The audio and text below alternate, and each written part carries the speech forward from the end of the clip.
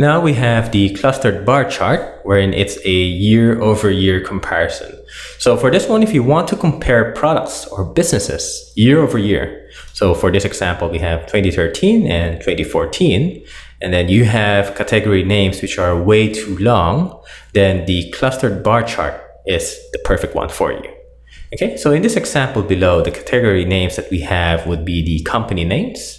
And we're going to be comparing the sales numbers from the year 2013 and the year 2014. So this is going to be our final output, wherein you could see that, okay, the sales for 2014 versus sales for 2013 for a specific company, and then it just repeats for every single company. So for example, you can see quickly that for ABC Telecom, the sales numbers of 2014 is way above the sales numbers of 2013.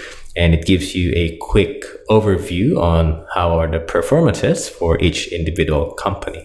Okay, so let me just go over the chart. Let's delete this.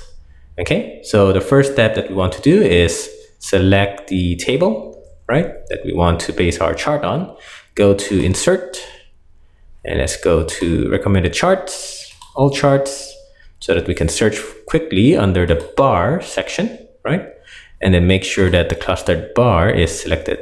So let's have a quick look over the options. So this one is showing you by company, right? If we hover over the second one, it's going to be by year, and the one we're after is going to be by company over here, right? So make sure this one's selected, click OK.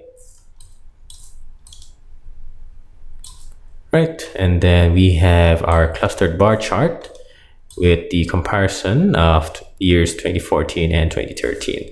And you could just also have a quick change as well for the design tools under chart tools, right? And just change it to a different format that you prefer.